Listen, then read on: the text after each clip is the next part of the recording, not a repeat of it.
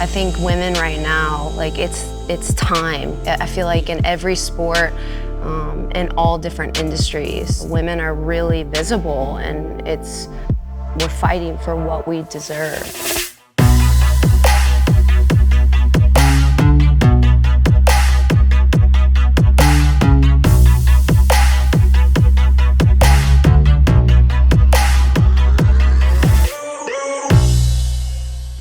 All right, so we're gonna dive right in and talk about the current state of women in sports right now. If any of you guys can talk on that in your sport. Go ahead. Who wants to jump it off? Well, for me, I think right now we're really in a powerful place with this whole movement, with moms, women deciding to say, you know what, I can have a career and be a mom and be a woman. Because before, we've had a lot of women with certain shoe companies that have made this fuss and posted about it, and nothing's really been done because it sounds bad, but you're replaceable, Like Allison Felix, she's the most decorated female, in track and field history. So for her to make that statement and say, I want to have both and I can have both, I think that really just made the rest of us realize that we have a voice as well, and we have to back that. Because if you don't move now, when do you move? We just finished the World Cup, and it's just continuing, like riding this momentum and being relevant and present 24/7. And when you can sit down with influential people, we're here, like we're not going anywhere, and we're gonna continue to fight for the things that we deserve. And I think it's just been so major to see the growth. How far have we come, right? We can't not talk about Megan. We were gonna bring it up. Yeah. I do that. I do that. It's so obvious. Yeah. The pink hair. How do you guys feel? What I really love about her is that she speaks for people that may not identify with her. Right. I think is what's really amazing. And this speaks on her character, and she's been like this her whole life. She doesn't just stand up for people that look like her, identify as LGBTQ community or whatever the case is. She's willing to fight for people that do not look like her, do not have the same skin color as her, and she was willing to risk it all. Yeah. Like literally her job was on the line. Her ass was in the stands when she started kneeling.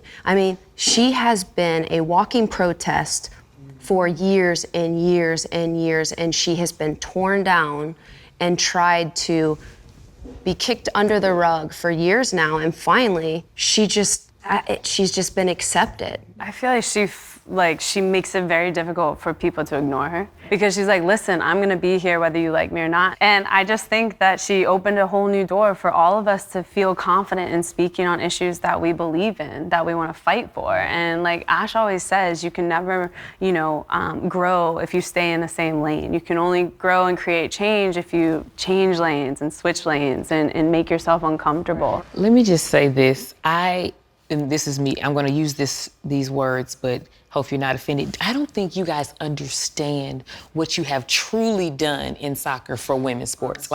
I don't think you understand the magnitude of every time you stepped on that field, you literally had women, the word on your back. Every time you approached the ball, it was like, you gotta do it for us. Seriously, seriously. And so the fact that you guys went all the way and won, it was like, we have arrived. Mic drop, what else is there to do? Sign the papers, equal pay, hey. Yeah. Seriously, it was like, we're here. I was watching it again the other day before I actually got on a plane to come here, and I was like, we are so good. We are so good. And I didn't kick a ball, but we are so good. No, you guys. That's how we feel. We fight for you guys too. We fight for women, supporting women, and it just motivates you to wanna be more badass. Yeah. I feel like every other sport is kind of riding your guys' wave, you you guys are like, can I say fuck?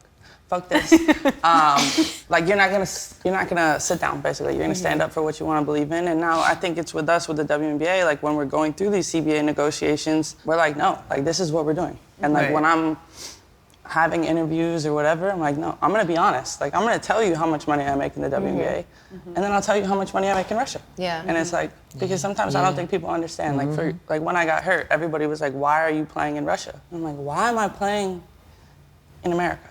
I will say, I think also, when it comes to a team sport and having an individual stance on something so major and so heavy in a lot of ways, especially with politics, we were so fearful to lose our job and lose our money, and it was our only source of income. And I think when this World Cup came around, she kind of like looked back and was like, you guys with me? And we were like, fuck yeah, let's go. We're behind you, and we're in numbers, and no one, if something happens to you, it happens to all of us. And I think you bring up two excellent points, because one, you said twice, fearful of losing our jobs. And I think that that's been a big reason why nothing has happened, you know, because we're grateful for the little that we have. And then also for you made another excellent point about how she's in a team sport. Serena's in an individual sport.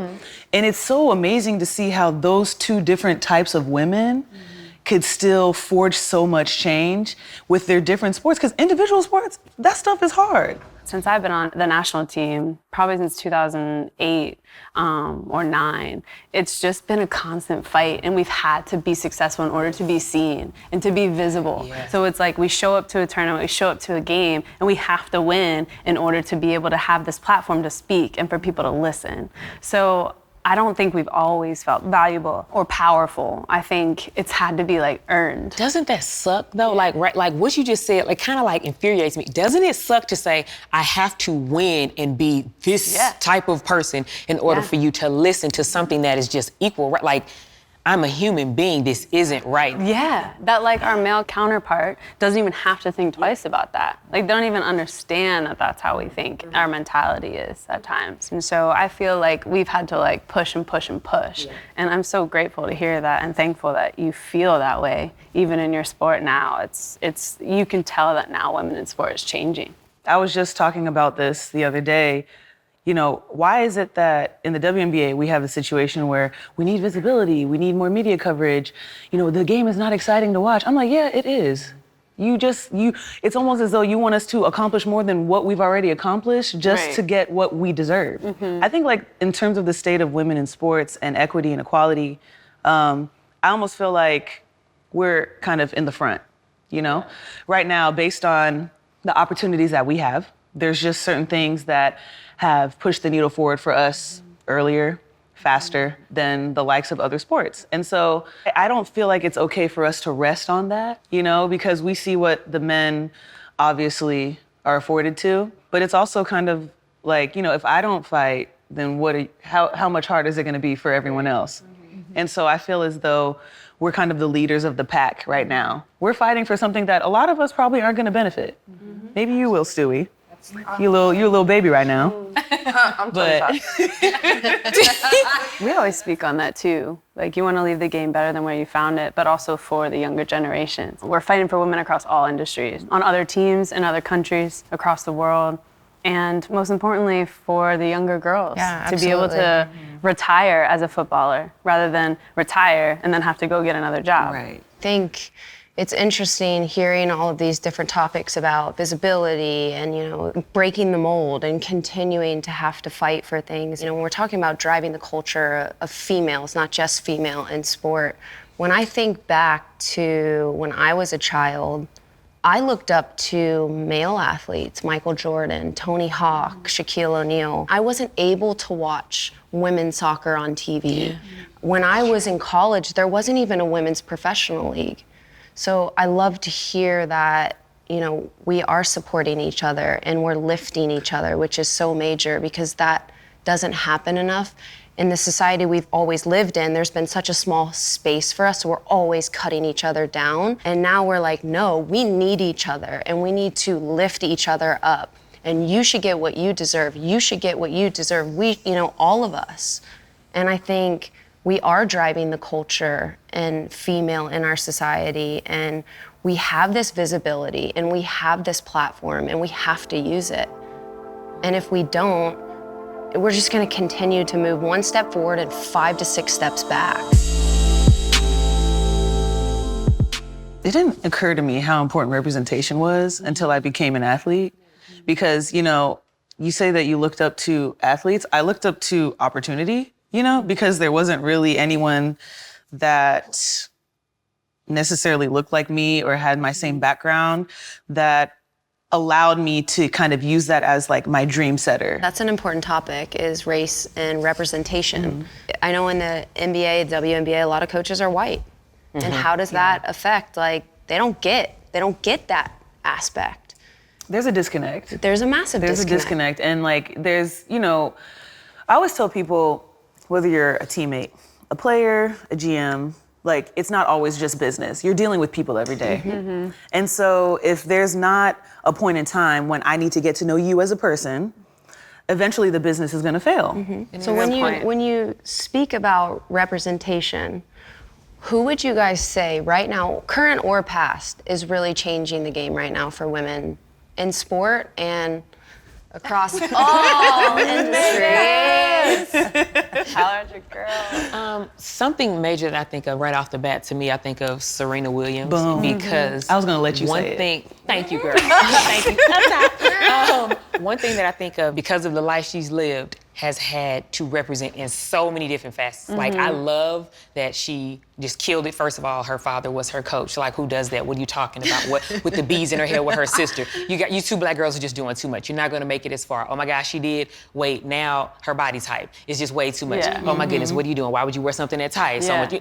And then it's like, okay, I wanna get married to this type of guy. Yeah, I'm getting married to this type of guy. I have a baby, I wanna be a mom. And then to be someone that I'm like, oh my goodness, skin complexion, yes, girl. Like, that to me, it was just, it means a lot, because just for me, just the things that I've been through just in my career, when it comes to just talking about skin complexion, period, it has just been traumatizing to a certain extent. And in a sad way, it made me realize so much more, because I thought, things were pretty equal. Like, you kind of earn the right to kind of get a little more notoriety. And, I was just told, you're too dark. Like, that's not what we're looking for. I think you have such a great story when it comes to your process and your situation in 2008 with Lolo Jones. Do you mind talking about that? It's funny, literally just now when you were starting, it's like I started to get hot, like I'm getting bothered. Like, it's always been such an uncomfortable topic, because this was the very beginning of my career. And so it really just was, for me, like this shadow over since 2008 until this day. And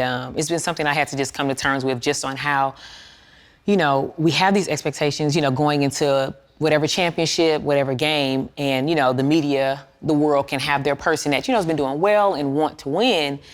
But what I learned was, when a story wants to be told, it's going to be told a certain way. And for me, I was made out, to just be honest, to be the villain in 2008, because they thought Lolo Jones was going to win, and she didn't. I ended up winning gold, and it just seemed as if the media didn't respect that 8 people lined up, 8 people's dreams were on the line, 8 people wanted it, and at the end of the day, it was only going to be one. And I was the one on that day. And so what ended up happening was, I was turned out to be the angry black woman, because people told me, you're just black, you're dark-skinned and ugly, and you're jealous.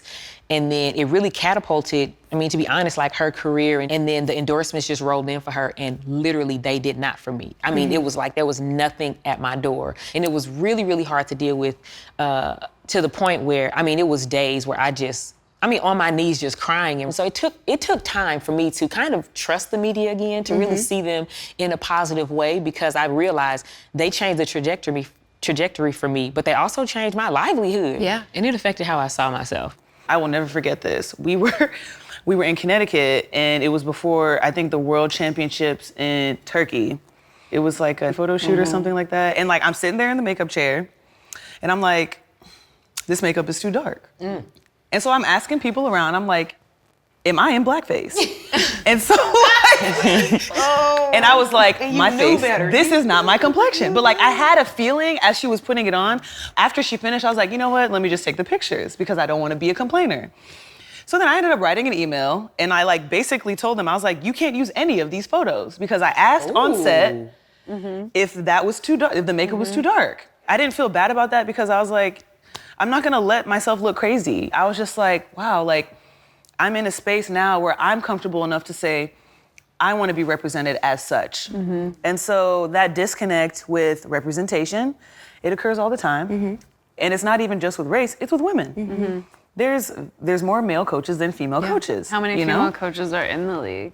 Right now, well, I'm not gonna lie, 2 just got fired. So I don't even know. Yeah. It's definitely outnumbered, but now it's just we have to play at a championship level and connect with someone that automatically already we don't share much in common simply just because of who we naturally are. And I do think that opening the conversation to the awareness, like you just did, it is important for men of all colors, but I think it's also important for people to understand, like, we need women representing women, coaching women. Absolutely. I wanted to just comment on what you said, because I respect, like, female coaches and if women want to be coaches, but I'm kind of on the fence too with that, because you gotta be good.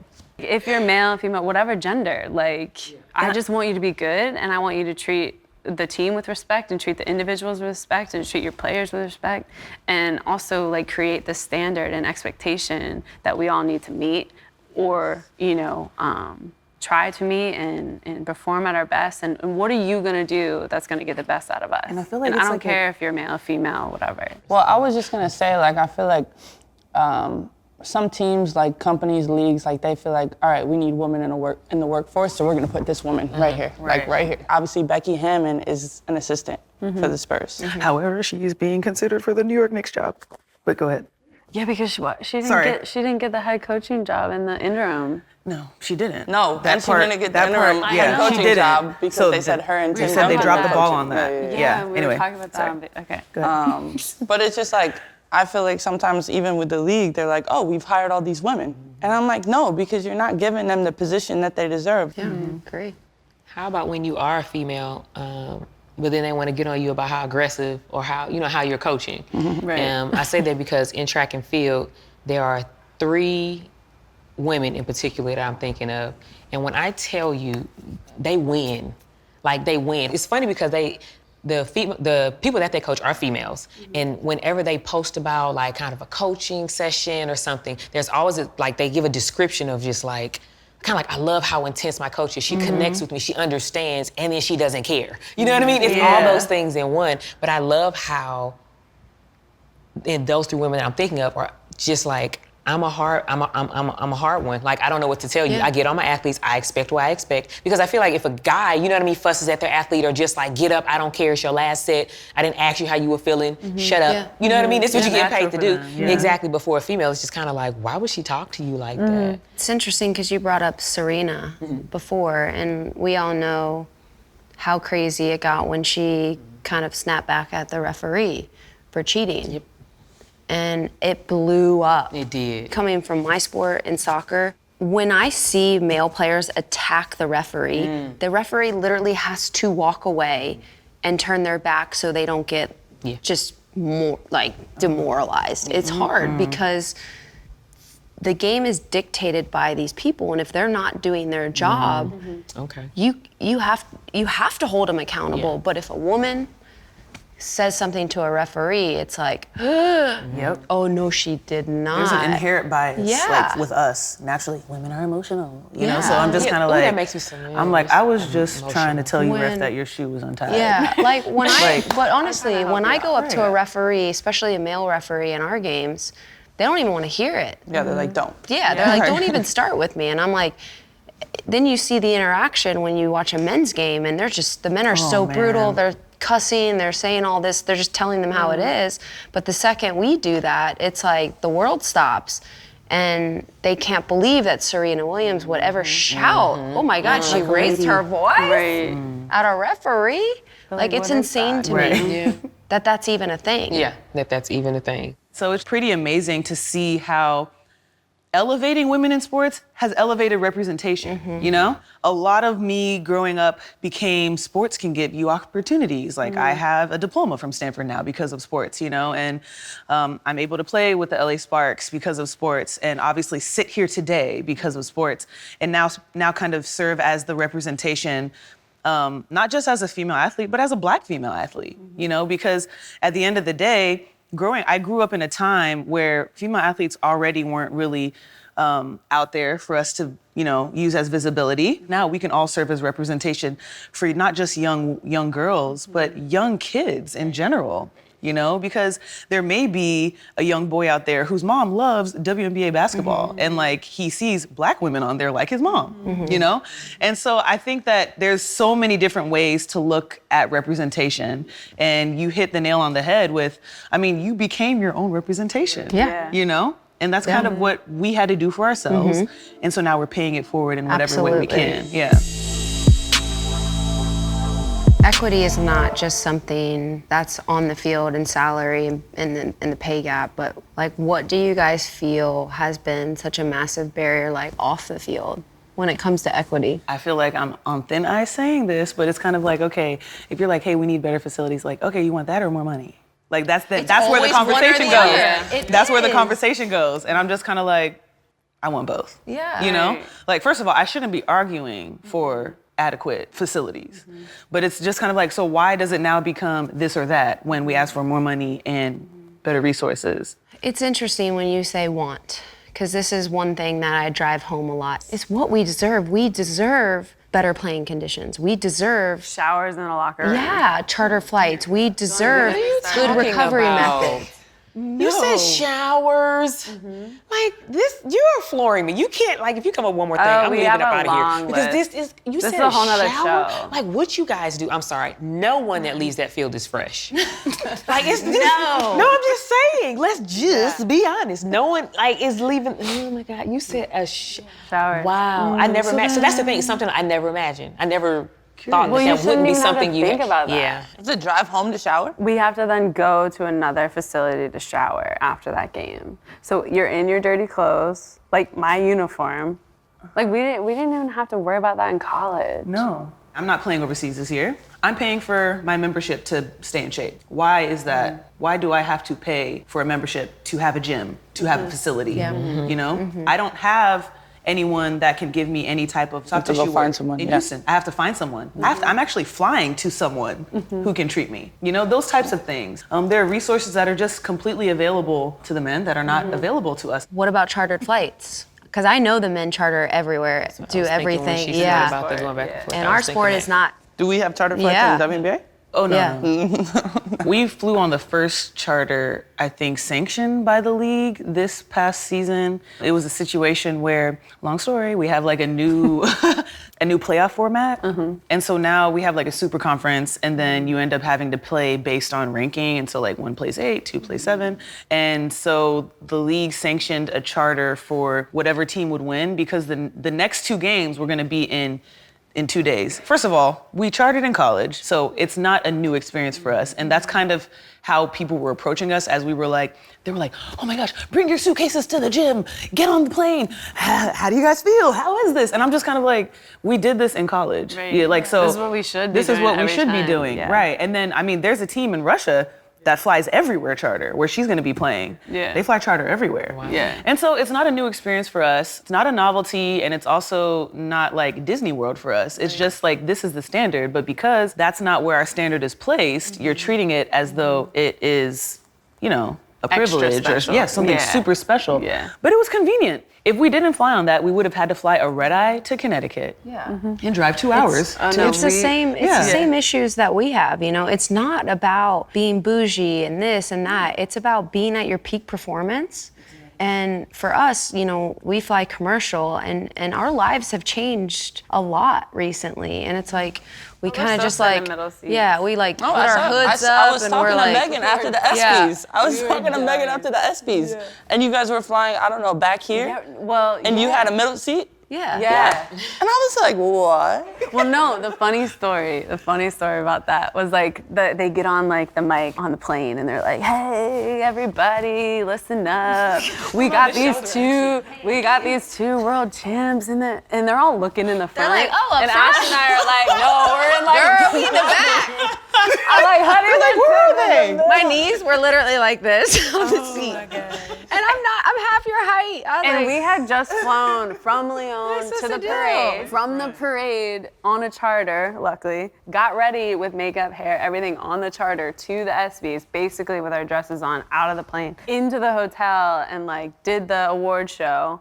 And then that next morning, we're all on like we had to middle go back seat. into our club season We too. were so like, like right back into training. We had like a game that next weekend, and it was like a Wednesday, and I was like, That's the same. That's the same with us in the Olympics. So like right after we won, it's like, oh great, here's your medal. All right, go back to your back team. to reality. right. There's been plenty of times where I've been on a plane and, you know, you get recognized and people are like, why are you in the back? And I'm like, is this the life I'm living? We're going to the, you know what I mean? It's like, what do you say to that? I mean. It's so true, because, I mean, we're in a lawsuit right now with our employers over gender discrimination because we have faced it all. You know, charter flights just started for us because more of a safety issue. When we walk, safety issue, what do you mean? Like, I mean, people get You gotta write those people down. get Yeah. swarmed. Yeah. I mean, you talk about like you can't hide Megan Rapinoe. Yeah. You know, we call it incognito. Like you need to hide. She puts her head down. Or, but it's hard, like to fly commercial with some of these high-profile players. You know, Alex Morgan. I mean, the whole team. It's nearly impossible. You know, we're in this lawsuit right now because it's not just about this massive pay gap we're trying to close. It's like not until recently when we were going through our CBA negotiations, we were playing on turf fields, really shitty conditions. And then the men were getting perfectly laid grass over top of turf fields, hundreds of thousands of dollars the days before games. For all the world championships that they won. I can't comprehend some of this stuff. When you hear this type of stuff, it really just infuriates. Like that just makes no sense. Like this makes you just want to go all off script and say, this is outrageous. Are you serious? Yeah. So it's funny that I find myself getting this upset about soccer and basketball because in track and field, there's no minimum. So there's some people that get equipment. There is no minimum. So you literally will sign a paper and say, I will get equipment. And people sign that, and you'll get like bonuses throughout the year. So that's the thing, in track and field, it's a disrespectful range of no minimum and then people that make millions, right? I can find clothes outside on the street. I'm not gonna sign, because the thing is when you get locked in, you sign a contract for even if it's a year or 2 years, once you're locked in for that number. What if you do hit this, I win whatever, the Olympics? You're still just well, they're getting like, equipment. you're right here. We give you that bonus, but your base doesn't go up. And so for me, let's just go there. In track and field, when I won the Olympics, because there's no minimum, they hit me with the economy, markets and stuff just crashed. People think, oh, she won the Olympics, she's set. So you're like, no, that's kind of embarrassing to say, no, I'm not. Like, if I just want to be honest, it was embarrassing to say, not set, if you will. Right. And so in track and field, you have the Serena Williams, and then you have I'm trying to make it, and I have 3-4 jobs. Like when I first came on the circuit, I worked 3 jobs and trained to try and make the team. And when I actually won the Olympics, I had no shoe contract, and I actually won in my training partner's spikes. I didn't even have my own spikes, so I ran in her shoes. So it's just all over the place. So I'm on the executive committee. So to give people an idea of what a CBA is. She's the big boss. That's big boss. She dropped us. I'm the president. I'm the boss. So like basically, I actually learned this as I became involved. So like initially, I learned that we had a union, did not know what that was. And through the union, you create what you call is a collective bargaining agreement that basically protects our rights. And so those deals expire. And right now we're negotiating one that expired last year. Right now, as a part of the executive committee, we are just really working on equity. And we understand that we're not going to reinvent the wheel and like start everything from scratch and just say, hey, we want millies, we want millions, we want bands on it. Like that's not what's gonna happen. And we Paper bag. right. But we do know that it's time to push for our value. We're in the process of hopefully finalizing it soon. Like, not hopefully, we have to. Because, free agency can't start until we have an agreement, but yeah. I just want you to talk about what are the priorities? How would you rank? What are we trying to get? Salary and compensation is number 1. And then the last two kind of come hand in hand. We have salary and compensation. We have player health and safety, because there's a lot of things that we put up with that aren't necessarily ideal for a professional athlete. There are certain things that we're asking for when it comes to travel, when it comes to hotels, when it comes to resources available to moms. Interesting thing actually that shed some light to me when we were negotiating. I was like, I go to these NBA games and a lot of them have daycare for their kids the entire game. We don't. And we have a lot of moms who are the primary caregiver. And it would make sense for us to have it before the men. but we don't. But the salary and compensation aspect, we're definitely trying to push the dial on that. Moving forward, I think women should be able to talk about money. Yes. And I think for so long, we haven't, because it's like a weird subject we dance around, and I'm curious to know, like, what do you make in the WNBA? And I think talking about money, I think it's something that people aren't sure if they want to like release their salaries. They can look it up, first of all. Anybody can look it up online. And just like, I don't know why we're so hesitant to not release it. So 2018, we won. I won MVP. That year, I made $56,000, roughly. And then I went to Russia to make $900,000. That's so insane. Even after my best year, MVP year, I was still on my rookie contract. I was gonna make $64,000 in the WNBA this year if I could have played. You know, they have the Derrick Rose level up in the NBA. We don't have that. It's like, all right, stay on the same thing. You got your roommate still, whatever. So you're basically making in 1 month's salary in Russia that you make for an entire year. Yeah. It's more, but yeah. With the information I've been getting from a lot of our constituency, it's just kind of, I feel for everybody, you know, because I get how it might be difficult for some people to say, I make $40,000, you know? Yeah. But then also there are people out there that are like, no, I make $40,000. Like, I need more money. And so we have to kind of navigate the livelihood of a lot of these women in order for us to be able to spark that change. But I mean, we're grateful that Stewie can come out and be confident and say, hey, this is the reality, you know? And ultimately, it doesn't make sense. You talk about the reality, and I want people to understand, if we want to talk reality, then let's really dive in. The fact is, we spend our whole life dedicated to our craft. Countless hours, sacrifices, I mean, you name it. We do everything. We have children. We still make it work. And the reality is, when your time is up, because it is a shelf life, we have to figure out our next career move. And men don't. That's the reality. I'm 34. You know, Allie's 35. We're about to get married. Our career's coming to an end. We have to put food on the table. We have to have a roof over our head. And we, for the last 3 years, have been like, what do we need to do to make money? We need the next step. Like, we need that transition quick. We can't go months without income. That doesn't work. That is the reality. And I don't think people get that. And in our sport, the minimum is $16,000 right now in our league. We're making changes, but very slow changes. The maximum salary was $45,000. And people don't know it. Yeah. I mean, in the WNBA, it's all about stereotype, you know? And even as Dawn was talking, you know, some people are embarrassed to talk about their salary, but I think at the same time, we don't want to come out and be like, I made $37,000 this year, and then people thinking that we're a charity case. Because, like I said, we're ahead of the pack. We can make money, just not here. You know, and so that's kind of what is the trolls. I'm not bothered by them. Ignorance is bliss. And so a lot of times, I just don't even worry. I don't even pay. You can't. You really can't. You can read someone every once in a while. You can gather them. But ultimately, it's just no one watches WNBA.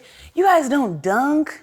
You guys don't get paid. Who cares? That's all the stuff that I'm just kind of like. Go back in the kitchen. Yeah. That one. First of all, go back in the kitchen. First of all, I can cook. Go make me a sandwich. I will go back to the kitchen. All right. Come on. I'm just every time people say stuff like that, I'm just like, give me another joke, because this one is played out. That's not funny anymore.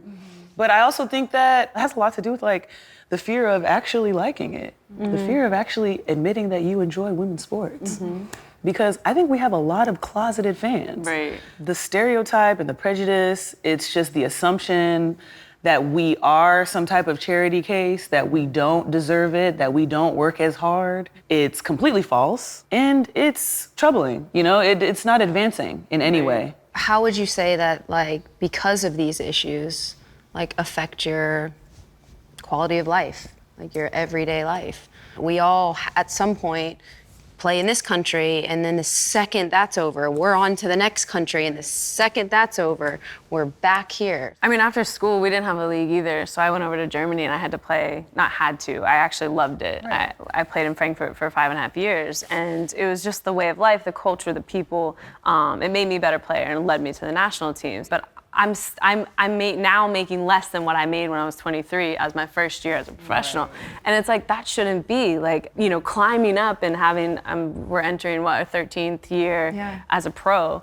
in NWSL, but we all came home to help our league grow, and now we're going into the 8th year of NWSL, and I'm still like gonna be making less than what I made there, and that shouldn't because we are the best league in the world, and we're making less than, you know, any of the players playing in Europe. I mean, imagine if we could just show up and do our job, and how And live good, in your house. Yeah, and live in your house. how good we could be. Yeah. Right. You know, it's mean, insane to me. Yeah. And that's like our male counterparts. That's what they do. Oh, they don't even think twice about it. Their They're job like, is to you play don't have- soccer, You basketball, gotta go the extra mile. track, Well, they you don't know? even cross their mind. But like, they don't even think twice about it. Well, and they have that rest. Oh, Like, if you think about absolutely. NBA goes from September to maybe June if you win. Right. So then you have 2.5 months at least to like take care of your body. You know, I know you guys are in your CBA negotiations. If I could go back on our CBA negotiations, I would just have been way more outspoken of what we deserved. Right. And I think people see it as wants. Oh, they want this again. Oh, they want more money. Oh, they want, it's not about that. It's like, we put in the same work. We do, we sacrifice the same things, and we deserve these perks. Something else I just thought of is, so when you're in these negotiations, for all of us, right? Like with contracts or CBA, I think of, is there no one on the other side that maybe at least used to play? Like, you know what I mean? Like, it doesn't have to be, but You'd be surprised. none of you can relate. Like, none of you over there like, okay, guys, like, I don't want to. I'm like, give her the wine. But you guys, I'm here's the thing, in these negotiations, the people across from the table are men. Yeah. They don't even get it. Yeah, you're right. And it's not that we're comparing ourselves to the men. We are, but we aren't. This is what we need. Yeah. Because like, we're damn good at what we do. You look at all the charts of like the revenue that we bring in, and even like us like bringing in more revenue in 2017 and 18, I think, than the men. And we don't even get paid like 1/3 of what they make. And it's just like, and we've won 4 Olympic gold medals, 4 world championships, like World Cups. It's like, what? Like, you say that out loud and like you feel ashamed, you know? Right. But it's not about comparing to the men. It's just like getting what we deserve as women. It's like Snoop said after the World Cup, pay these damn women. Hey, these women. Have you guys seen that video? It's so good. So what do you guys think about endorsement deals, sponsorship money, and revenue as a female, which is very different We than a male?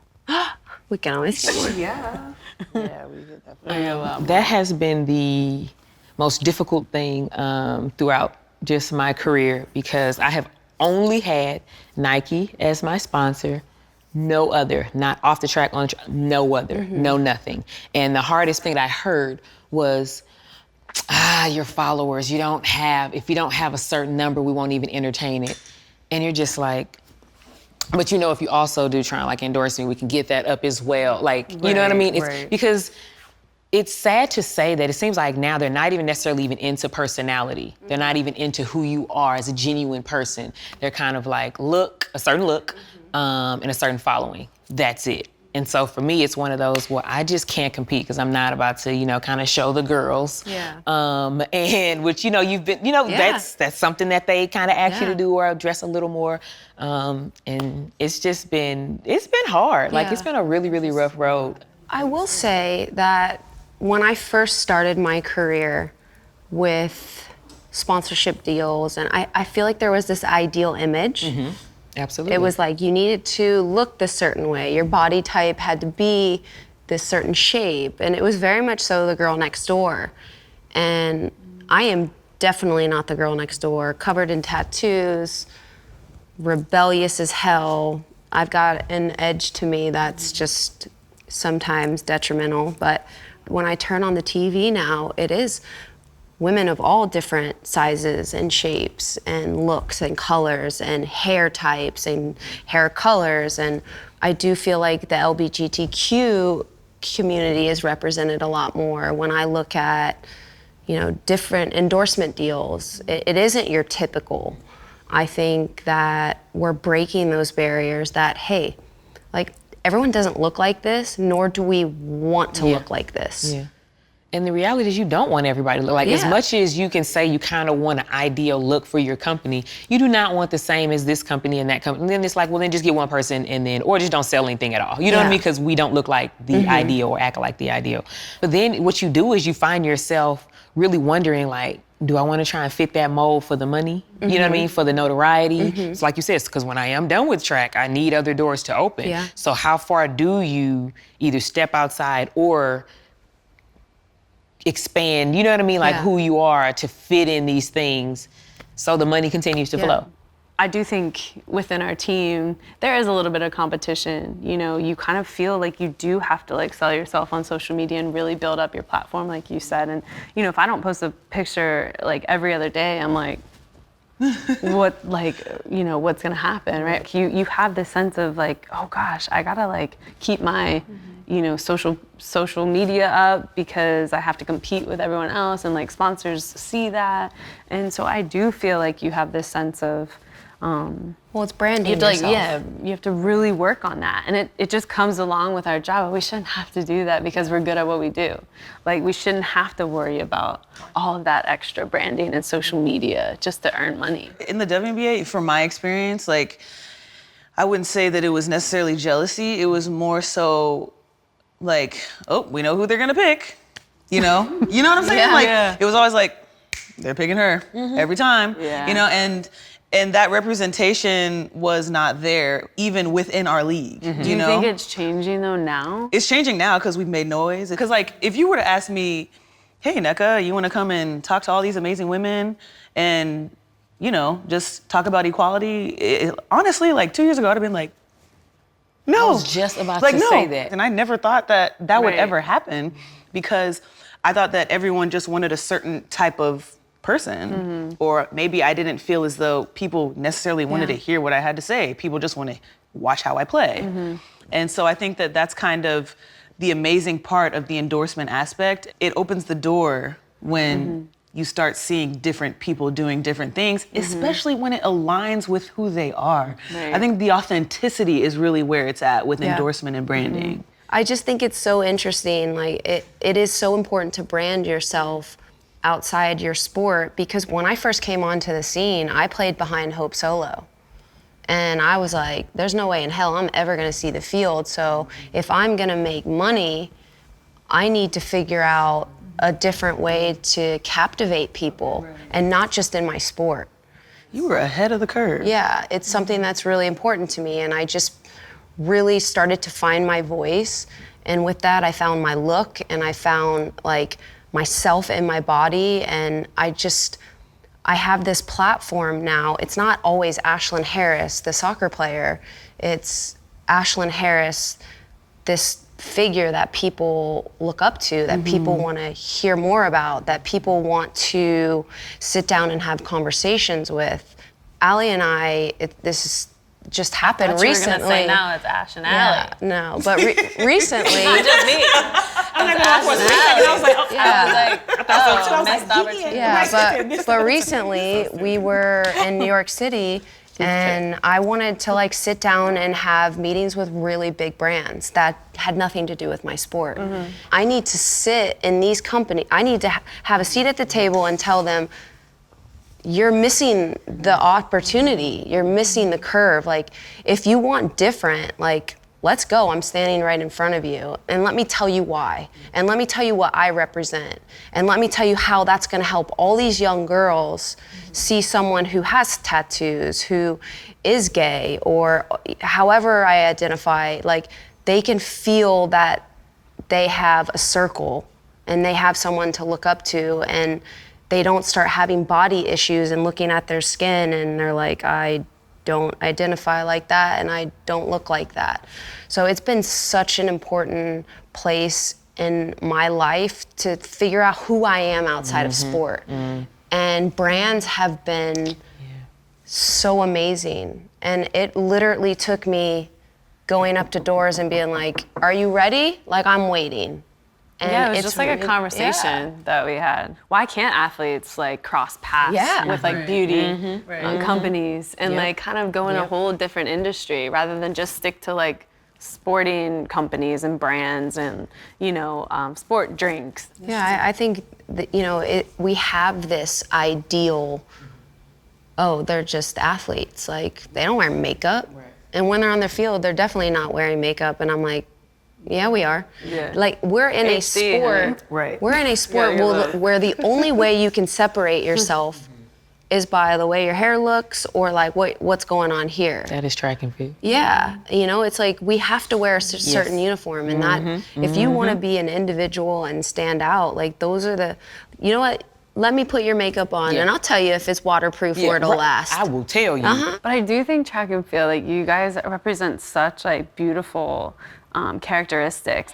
Either it's like the way that the outfits are, the shoes, or your hair, or like your nails. Like you guys are always just looking so good, and that's just like such a perfect chance and opportunity for companies to just grasp onto that. It is. It's so funny how things have changed because for me, I kind of feel like people that I looked up to in sports and in track and field when I was younger, it was about getting the job done. It was almost like you don't do all that makeup, you don't care about your hair, you put it in a ponytail, you get real aerodynamic and you go. Right. So much so that was me. You know what I mean? So it's like, it's funny that you say like, oh, we're so beautiful, but then some of us are like, I'm really naked out here. How do you own that, like, sexuality and then not make it an issue with companies?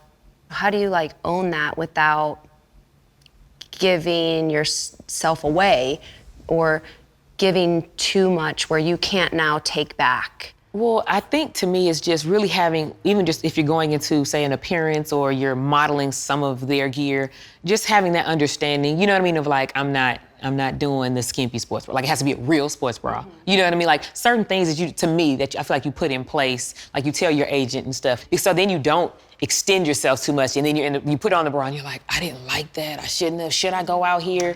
So, I did that before. Did you? Were you there? I don't know what the shoot was, and it was just like, I was like, Oh, whatever. I heard about that shoot. Put me in whatever. Well, I was in whatever.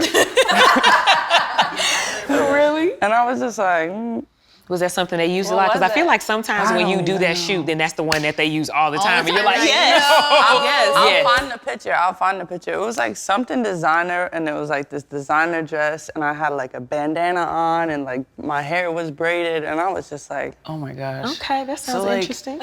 So like with these types of situations, like in terms of owning it, it took a lot of time for me to get comfortable because most times, as we circle back to this, it's like you should be grateful that they invited you to do this photo shoot or this appearance. And so that was my mindset for the longest.